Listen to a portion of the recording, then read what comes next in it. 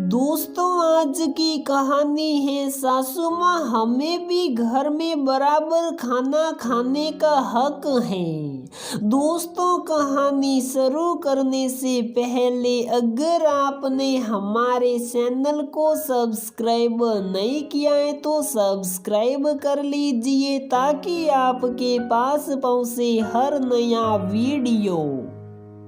ये मज़ेदार और दुखद वाकया मेरे जीवन का ही है। मेरे ससुराल में भरा पूरा परिवार है। सास ससुर जेठ जेठानी दो देवर ननद हैं। ससुराल में आते ही अच्छे संस्कारी बहू की तरह मैं जेठानी जी के संग रसोई में जाकर हाथ बटाने लगी।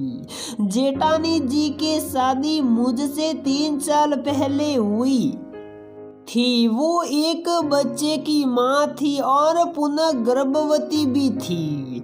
मैं शुरू से ही को मोह को शौक की तर्ज पर कभी दुखी न होकर जहाँ जाती वहीं एडजस्ट करने में एक्सपर्ट थी। मैंने फटाफट जेठानी से दोस्ती गांठ कर उनसे बातें करना और ससुराल में सबके नेचर के बारे में जानकारी लेना शुरू कर दिया था। बातों से पता चला कि सासू माँ बहुत तेज हैं और सारा घर अपने मुट्ठी में रखती हैं। रसोई में क्या बनेगा क्या नहीं और सारे राशन पानी पर सासू माँ पूरा नजर रखती थी। मुझे भी ये बात ज़्यादा पसंद नहीं आती थी। खाना बनते ही सबसे पहले छोटे देवर ननद खाते, मतलब सारे मर्द, और सासू माँ को पहले भोजन परोस दिया जाता था। मैंने देखा कि जब तक सब लोग खाना ना खा ले जेठानी बेचारी कुछ खाती नहीं थी या खाने की हिम्मत नहीं कर पाती थी। उसके चक्कर में मैं भी भूखी रह जाती। मुझे समझ में नहीं आता था कि वो इतना डरती क्यों है।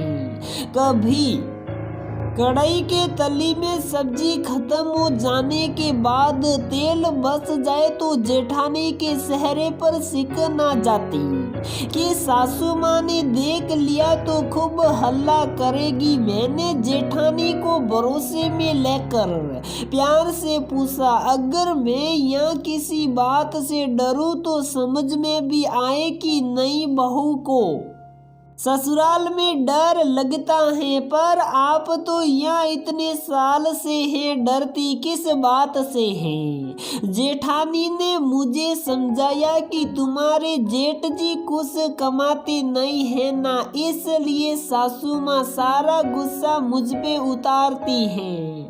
तेल मसाले सब किफायत से खर्च करने को बोलती हैं और इसलिए कोई काम वाली भी नहीं लगाई है। तुम्हारे आने से राहत है, वरना घर का सारा काम मेरे जिम्मे ही रहता है। मुझे भी गर्भवती महिला को काम करते देखकर बहुत गल्लानी होती थी, इसलिए मैं अपने सामर्थ्य अनुसार उनका हाथ बटाने की कोशिश करती थी। पर मुझे एक तो खाना ऊपर से इतने सारे लोगों के लिए बनाने की हिम्मत ही नहीं पड़ती थी। सो खाना तो जेठानी ही बनाती थी। मैं सवेरे उठकर नाश्ता चाय आलू के पराठे या सूजी का हलवा बनाकर सबको परोस देती थी। जेठानी गर्भवती थी तो मैंने ही उनसे कहा कि आप सुबह आराम से उठकर फ्रेश होकर आया करो रसोई में, क्योंकि नाश्ता बनाना कोई कठिन नहीं, सबके लिए एक साथ जाता है। पर खाना बहुत वैरायटी का बनता है तो आप आराम से आकर खाना बनाया करो। एक दिन सुबह सवेरे मैंने बेसन का हलवा और पोहा बनाया, जिसको बनाने में मैं मायके से ही एक्सपर्ट हूँ। सबको खिलाने के बाद मैंने जेठानी को आवाज दी क्योंकि मुझसे सब्र नहीं हो रहा था। वो आकर सबसे पहले पूछती थी, सबने खा लिया क्या? मैंने सोचकर कहा, ना सासू माँ, कहा अभी नाश्ता नहीं हुआ। तो जेठानी ने कहा, फिर हम रुक कर खाएंगे। अब मुझे बहुत नागवार गुजरा कि जो पकाए वो ही सबसे बाद में खाए। ये क्या बात हुई? मैंने उनसे कहा, आप थोड़ा शक लो क्योंकि मेरे हाथ के बने बेसन के हलवे की बहुत तारीफ होती है। इतने में छोटा देवर आकर और हलवा मांगने लगा। मैंने उसे हलवा देकर जेठानी से कहा कि अगर हमने अभी नहीं खाया तो हमारे लिए बचेगा भी नहीं, क्योंकि ये अक्सर होता था। अच्छी सब्जी हर रोज आखिर में खत्म हो जाती थी। हम दोनों के लिए बचती ही नहीं थी। फिर चाहे वो पनीर हो या छोले या बेसन की सब्जी। मेरे कहने पर जेठानी किसी तरह राजी हुई, पर मुसीबत देखो, हमने एक चम्मच हलवा खाया नहीं कि सास वहां आ धमकी। मुझे तो चलो वो कुछ बोलती नहीं थी कि मुझे घर के नियम पता नहीं है, पर जेठानी को उन्होंने ऐसे घूरा जैसे कि कच्चा सबा जाएगी। जेठानी शक पका गई। हलवे की कटोरी उसके हाथ से गिरते गिरते बसी, पर मैं ठेठ बनी पूरा खाकर ही दम ली। सास ने जेठानी जी को खूब खरी खोटी सुनाई और गुस्से में नाश्ता करने से मना कर दिया। मैं भी कम नहीं थी। ऊंची आवाज में सास को सुनाते हुए मैंने जेठानी से कहा, आपको पता है ना कि ऐसे समय में सुबह उठकर कुछ खा लेना चाहिए, ज्यादा देर भूखे भी नहीं रहना चाहिए, और कोई एक दिन नाश्ता ना करे तो कोई बात नहीं, पर आपका नाश्ता और खाना समय पर और रोज होना चाहिए। जेठानी हंसते हुए इशारे से मुझे तेज बोलने से मना करने लगी, पर मैंने सास को परोक्ष रूप से सुनाकर ही दम लिया। पानी सिर से ऊपर जाने लगा तो मैंने अपने पति से घर में बहुओं की बुरी स्थिति से अवगत कराया और कहा कि आप जेठ जी से तुरंत बात करो। ऐसे डर और भय में जेठानी एक स्वस्थ शिशु को जन्म नहीं दे पाएगी।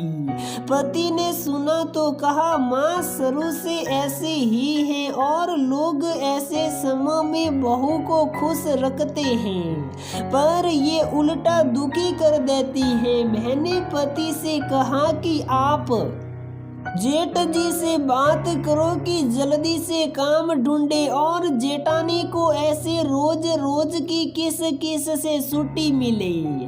अब ये किस्सा यहीं खत्म करती हूँ। आगे जो हुआ वो आपको बता दूं कि जेठ ने मेरे व पति के समझाने से दूसरे शहर में एक नौकरी तलाश की और जेठानी को साथ लेकर चले गए। कुछ समय बाद जेठानी ने एक प्यारे से बेटे को जन्म दिया और मेरी कहानी तो आपको पता ही है। मेरे पढ़े लिखे होने के कारण जल्दी ही मुझे जॉब मिल गई और मैं भी पति के साथ दिल्ली आ गई। बस गई सासू माँ जो 2 देवर और ननद के साथ घर पर रहती हैं और बड़ी बहू की सेवाओं को याद करने लगी। बाद के सालों में सासू माँ ने मेरे बड़े देवर की शादी की और सेवा के लिए एक और बहू गांठ ली, पर कहते हैं ना कि शेर को भी सवा शेर मिलता है। हमारी देवरानी ने वही रहकर उनको अच्छे से सुधारा और अब हालात ये हैं कि सासू माँ कभी मेरे और कभी जेठानी के पास जाकर रहती हैं अपनी सेवा कराने के लिए, क्योंकि घर पर तो उनको सेवा कुछ नहीं उल्टे काम अलग करना पड़ता है। तो दोस्तों हमारी ये कहानी यहीं पर समाप्त होती है। अगर आपको हमारी ये कहानी पसंद आती है तो प्लीज़ वीडियो को लाइक करें, शेयर करें और हमारे चैनल को सब्सक्राइब ज़रूर करें।